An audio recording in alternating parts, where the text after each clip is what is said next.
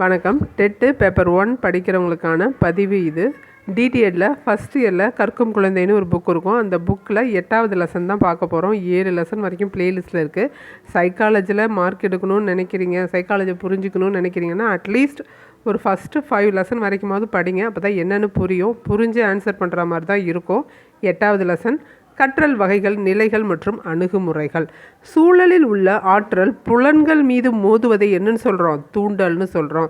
அந்த தூண்டலுக்கு உயிருள்ளவை வெளிப்படுத்தும் எதிர்வினையை தான் எதிர்வினை இல்லை விளைவை தான் என்னன்னு சொல்கிறோம்? துலங்கல்கள்னு சொல்கிறோம். தூண்டல்னா என்ன? உயிருள்ளவை மாதிரி மற்ற ஆற்றல்கள் மோதுறது தான் தூண்டல். அதுக்கு அந்த உயிருள்ளவை தர ரிப்ளை தான் துலங்கல்னு சொல்கிறோம். தூண்டல்னா என்ன, துலங்கல்னா என்னன்னு தெரிஞ்சுக்கோங்க. குழந்தையோட முதல் செயல் ஆராய்ச்சி என்ன அப்படின்னா, காலெல்லாம் ஆட்டம், கையாட்டம், அதுக்கப்புறம் அழுது பால் குடிக்கும். அழுதா பால் கிடைக்கும் அப்படின்னு கண்டுபிடிக்குது இல்லையா, அதான் அதோட செயல் ஆராய்ச்சி. பள்ளி குழந்தைகள் வாய்விட்டு படிப்பதையும் மனப்பாடம் செய்வதையும் இவ்வகை கற்றலில் சேர்க்கலாம். வாய்மொழி கற்றல் வகையில் சேர்க்கலாம். சரி, குதிரை சவாரி செய்கிறது, வாகனங்களை இயக்கிறது, இசைக்கருவிகளை மீட்டுறது, வயலின் வாசிக்கிறது, இதெல்லாம் என்ன கற்றல்? இயக்க கற்றல். விளையாட்டு முறையில் கற்றல், செயல்வழி கற்றல் போன்றவை குழந்தைகளின் எதை மேம்படுத்தும்? விளையாட்டும் போதும் செயல் வழியாக கற்றுக்கும் போது என்ன திறன் மேம்படும்? இயக்கத்திறன்கள் மேம்படும். மரங்களில் பல வகை இருந்தாலும் மரம் அப்படிங்கிறது எந்த கருத்தில் அடங்கும்? மரம் அப்படின்னாலே அது ஒரு பொதுமை கருத்தினில் அடங்கும். காரணம் அறிதல், சிந்தித்தல், உற்று நோக்குதல், பிரித்து அறிதல், பொதுமைப்படுத்தல், கற்பனை செய்தல் என பலவற்றுக்கும் அடிப்படையாக அமைகிற ஒரு கற்றல் இருக்குது அப்படின்னா அது என்னென்னா, ஒரு பிரச்சனை வரும்போது தான் இது எல்லாத்தையும் செஞ்சு பார்ப்போம். பிரச்சனையை தீர்த்தல் அப்படின்னு கொடுக்கும்போது இவ்வளவையும் செய்வோம். காரணம் என்னன்னு பார்ப்போம், உற்று நோக்குவோம், அதை எப்படி சரி பண்ணலாம், இதுக்கான பொதுமை என்ன, அதுக்கு என்ன செஞ்சு பார்க்கலான்னு கற்பனை செய்வோம். இது எல்லாமே எப்போ தான் வரும்? பிரச்சனையை தீர்க்கங்கிற ஒரு கற்றலப்போ வரும். ஒருவனுக்கு பிரச்சனையை தீர்க்கும் திறன் எதை பொறுத்து அமைகிறது அப்படின்னா, அவனுக்கு அளிக்கப்படும் பயிற்சியின் அளவை பொறுத்து அமைகிறது. நிறைய எக்ஸ்பீரியன்ஸ் இருக்கவன் சீக்கிரமாக நல்ல திறனோட பிரச்சனைகளை தீர்ப்பான். கற்போருக்கு திட்டமிடப்பட்ட படிநிலைகளை அமைத்து வயதிற்கும் மனதிற்கும் ஏற்ற வகையில் கற்றல் பொருள் கருவிகளை வரிசைப்படுத்தி கொடுப்பது தொடர் கற்றலுக்கு வழிவகுக்கும். செயல்வழி கற்றல் ஒரு டேஷ் கற்றலாகும், தொடர் கற்றலாகும். எவ்வகை கற்றல் மூலம் பிற மொழி சொற்களை எளிதாக கற்க முடியும்? தமிழ் சொல்லோட ஆங்கில சொல்லை இணைத்தோம்னா ஈஸியாக கற்றுக்கலாமா? அதுதான் போட்டிருக்காங்க. எவ்வகை கற்றல் பிற மொழி சொற்களை கற்றுக்கிறதுக்கு இணைத்து கற்றல் மூலமாக கற்றுக்க முடியும். 13வது கேள்வி. குழந்தைகளின் அறிவு வளர்ச்சியின் துவக்கமே எதை அடிப்படையாக கொண்டது? பின்பற்றி கற்றலை அடிப்படையாக கொண்டது. அதனால் பெற்றோர் ஆசிரியர்கள் உதாரணமாக இருக்கணும். நீங்கள் சொல்லித்தரதை பேசாது, நீங்கள் மற்றவங்கள்ட்ட பேசுகிறீங்க இல்லையா, அதை பார்த்து தான் கற்றுக்கும். எப்போவுமே அதுங்க கற்றுக்கிற மனநிலையில் இருக்கும். அதனால் நாம் ஒழுங்காக நடந்துக்கிட்டால் அதுங்களும் ஒழுங்காக நடந்துக்கும். 14. நடத்தை கொள்கையினரின் கற்றல் எதை அடிப்படையாக கொண்டது? தூண்டல் துலங்கலை அடிப்படையாக கொண்டது. தாண்டைக்கும் கற்றல் விதிகள் எத்தனை? 3. ஆயத்த விதி, பயிற்சி விதி, விளைவு விதி. இதை மாற்றி மாற்றி கேட்பாங்க. கண்டிப்பாக இது 3ல் ஒன்று இல்லாத கொஷினே இருக்காது. குழந்தைகள் பள்ளி செல்லும் முன் தனக்கு தேவையான புத்தகங்கள், பேனாக்கள் எடுத்து வைத்துக்கொள்வது எந்த விதியில் அடங்கும்? ஆயத்த விதி. இதுன்னு இல்லை, எக்ஸாமுக்கு ப்ரிப்பேர் ஆகிறது, விளையாட்டுக்கு ப்ரிப்பேர் ஆகிறது, ஏதோ ஒன்றுக்கு ப்ரிப்பேர் ஆகிறத பற்றி எக்ஸாம்பிள் கொடுப்பாங்க. நாம் கான்செப்டை புரிஞ்சுக்கிட்டோமான்னு தெரியறதுக்கு. ஆசிரியர் ஒரு பாடத்தை பல வழிகளில் மீண்டும் மீண்டும் கற்பிக்கிறார். இது எந்த விதியை சாரும்? பயிற்சி விதியை சாரும். அதே மாதிரி ஒருத்தருக்கு ஜெயிக்கிறதுக்காக பயிற்சி பெறுறது எல்லாமே வரும்.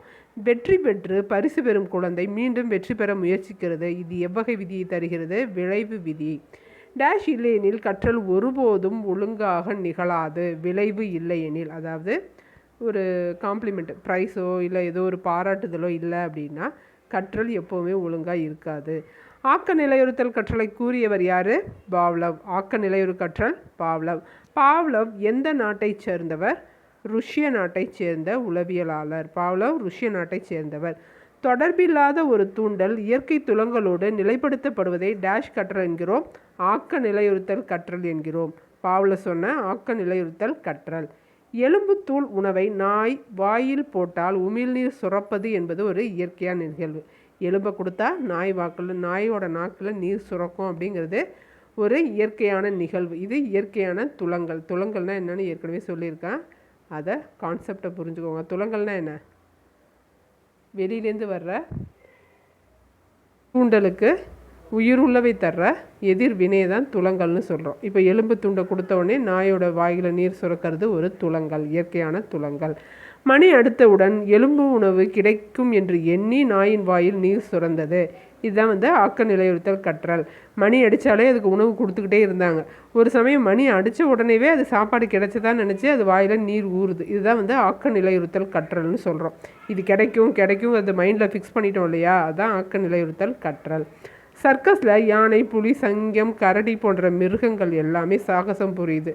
இது எவ்வகை கற்றல் அப்படின்னா ஆக்க நிலையுறுத்தல் கற்றல் தான். ஏன்னா ஒவ்வொரு தடவை அதுங்க சாகசம் பண்ண பிறகும் அதுங்களுக்கு பின்னாடி போய் அதுங்களுக்கு பிடிச்ச உணவுகள் கிடைக்கும். அது கிடைக்குங்கிறதுக்காக தான் அது பண்ணுதுங்க. இதை தான் வந்து ஆக்க நிலையுறுத்தல் கற்றல் அப்படின்னு சொல்கிறோம். இதில் 3 கான்செப்ட் இருக்குது, புரிஞ்சுக்கோங்க. ஆக்க நிலையுறுத்தல்னால் நாய்க்கு சாப்பாடு வைக்கிறது. மணி அடித்து நாய்க்கு சாப்பாடு வைக்கிறோம். சாப்பாடு வைக்கலைனாலும் மணி அடித்தாலே அதுக்கு சாப்பாடு வரப்போகுதுன்னு நாக்கில் நீர் ஊறுறது தான் வந்து ஆக்க நிலையுறுத்தல் கற்றல். இதே மாதிரி தான் வந்து நீ குதிச்சேன்னா உனக்கு சாப்பாடு கிடைக்கும் அப்படின்னு சர்க்கஸில் இருக்க மிருகங்களுக்கெல்லாம் செஞ்சு வைக்கிறாங்க இல்லையா, அதுக்கு பேர் தான் ஆக்க நிலையுறுத்தல் கற்றல். இது நமக்கு கிடைக்கும்னு நினச்சி அது ஒன்று செய்யும், அதை செய்ய வச்சுருவாங்க. ப்ராக்டிஸ் கொடுக்கும்போதே அதுக்கு அதை செய்ய வச்சு கொடுத்துருவாங்க. அது பேர் தான் ஆக்க நிலையுறுத்தல் கற்றல். கான்செப்டை முடிச்சுக்கிட்டிங்கன்னா அவங்க எப்படி வேணால் எக்ஸாம்பிள் கேட்டால் ஆன்சர் பண்ணிடலாம். தன்னிச்சையாக எழும் துலங்கல் சார்ந்த ஆக்க நிலையுறுத்தல் அப்படின்னா எலி தானாகவே ஒரு கூட்டுக்குள்ளே ஓடிக்கிட்டே இருக்கும். டக்குன்னு ஒரு நெம்புகோலை அழுத்தும் போது அதுக்கு சாப்பாடு கிடச்சிரும். அது மறுபடியும் நெம்புகோலை அழுத்தி பார்க்கும், சாப்பாடு கிடைக்கும். ஒரு கட்டத்தில் ஒரு லைட்டு வந்தால் தான் நெம்புகோலை அழுத்தினா சாப்பாடு கிடைக்கும். சாதாரணமாக நெம்புகோலை அழுத்தும் போது அதுக்கு சாப்பாடு கிடைக்காது. எந்த டைம்லாம் லைட்டு வருமோ அந்த டயத்தில் மட்டும்தான் சாப்பாடு கிடைக்கிற மாதிரி செஞ்சுருவாங்க. அப்போ அது என்ன பண்ணும், ஆட்டோமேட்டிக்காக லைட்டு வந்தால் மட்டும்தான் போய் நெம்புகோலை அழுத்தும். அப்போ அது கற்றுக் கொடுத்துட்டாங்க இல்லையா, ஒரு தன்னிச்சையாக ஒரு துலங்கல் அது செய்து நெம்புகோலை அழுத்துது, அதை வச்சு அதுக்கு சாப்பாட்டை கொடுத்து அந்த தன்னிச்சையான துலங்களை வலுப்படுத்துகிறாங்க. அதுக்கு பேர் தான் தன்னிச்சையாக எழும் துலங்கல் சார்ந்த ஆக்க நிலையுறுத்தல். இதை சொன்னது யார்? P.F. ஸ்கின்னர். வெறுமன ஆக்க நிலையுறுத்தல்னு கேட்டால் பாவ்லவ், அவர் சோதனை பண்ணது நாயை. தன்னிச்சையாக எழும் துலங்கல் சார்ந்த ஆக்க நிலையுறுத்தல்னு கேட்டாக்கா P.F. ஸ்கின்னர். P.F. ஸ்கின்னர் எலி சோதனையில் எலியின் தன்னிச்சையான துலங்கலானது எதனால் வலுப்படுகிறது? உணவால். குழந்தைய பாராட்டுறது, அரவணைக்கிற அனுமதிக்கிறது, விளையாட அனுமதிக்கிறது, இது எல்லாமே எல்லா தூண்டலுமே வந்து வலுவுற்றதாக அமையும். உட்காட்சி மூலம் கற்றல் நிகழ்வை கூறியவர் யார்? கற்றல்னு வரணும். உட்காட்சி மூலம் கற்றலை கூறினது கோலார். கோலார் உற்பத்தி கற்றல் நிகழ்வை விளக்க எடுத்துக்கொண்ட சோதனையை பயன்படுத்திய விலங்கு வந்து சிம்பன்சி குரங்கு. ஒரு வாழைப்பழத்தை வெளியில் போட்டுருவாங்க, அதை கூண்டுக்குள்ளே அடைச்சிருவாங்க. வாழைப்பழத்தை கையால் எட்டி பார்க்கும், எடுக்க முடியாது. பக்கத்துலேயே ஒரு கோல் கிடக்கும் ஒரு மூலையில். அந்த கோலை டக்குன்னு எடுத்து அது வாழைப்பழத்தை எடுத்து சாப்பிட்றோம். அந்த கோலை எடுத்து வாழைப்பழத்தை எடுக்கலாம் அப்படிங்கிற ஒரு கற்றல் அதுக்கு எப்படி வந்துச்சு? யாருமே சொல்லிக் கொடுக்கல, எதுவுமே பண்ணல. அதுக்கு எப்படி வந்துச்சு? அது ஒரு உட்காட்சி வழி கற்றல் மூலமாக ஒரு எப்படி சொல்கிறது, ஒரு ஸ்பார்க் மாதிரி அதுக்கு வந்து தானாகவே டக்குன்னு கற்றுக்குது இல்லையா, அதுதான் வந்து உட்காட்சி வழி கற்றல். சொன்னது யார்? Kolar. Newton, Einstein, Edison, Ramanujar போன்ற மேதைகள் எதன் மூலம் அரிய கண்டுபிடிப்புகளை நிகழ்த்தினாங்கன்னு கேட்பாங்க. அவங்க எல்லாமே உட்காட்சி வழி கற்றல் மூலமாக தான் அரிய சோதனைகளை நிகழ்த்தினாங்க. கற்றல் என்பது தேவையான நடத்தை மாற்றத்தை ஏற்படுத்தும் ஒரு செயல் என கூறுபவர் யார்? எல்லாமே நடத்தைன்னு வந்துச்சு இல்லையா, எல்லாமே நடத்தை கொள்கையாளர்கள் தான். யார் யார்? J B Watson, Skinner, Pavlov. இவங்க 3 பேருமே வந்து நடத்தை கொள்கையாளர்கள். குருட்டு மனப்பாடம் செய்வதற்கும் புரிதலுக்கு முக்கியத்துவம் அளிக்கப்படாமலும் இருப்பதாக கருதப்படும் அணுகுமுறை எதுன்னு கேட்டாங்கன்னா நடத்தை கொள்கை அணுகுமுறை. நடத்தை கொள்கை அணுகுமுறைன்றது என்னென்னா தூண்டல் துலங்களை தான் ரிப்பீட்டடாக செஞ்சுக்கிட்டே இருக்கும். படிக்கிறது, ஒப்பிக்கிறது, அந்த மாதிரி. அறிவின் உருவாக்க அணுகுமுறை வகுப்பறையில் ஆசிரியர் செயல்பாடு எப்படி இருக்கும்? இது கேள்வியாக கேட்டிருந்தாங்க. மாணவர்கள் கேள்வி கேட்க அனுமதிக்கிறது, பயன்படுத்தி பார்க்க அனுமதிக்கிறது, ஒருவரோடு ஒருவர் பேசிக்க விடுறது, சிந்தித்து பார்க்கறது, நாம் ஒரு கைடாக இருக்கணும், அவ்வளோதான்.